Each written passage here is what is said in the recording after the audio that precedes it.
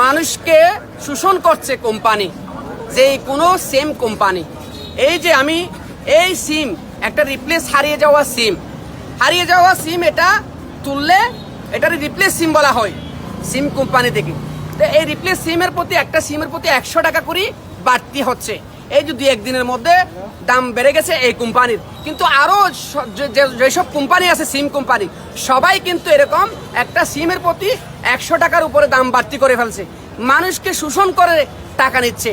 এইগুলার কোনো বিচার নেই। আমরা সাধারণ মানুষ হিসেবে আমি এটা তীব্র নিন্দা প্রতিবাদ জানাই। একটা সিমের প্রতি 100 টাকা করে দাম বাড়তি, এটা কখনো গ্রহণযোগ্য নয়।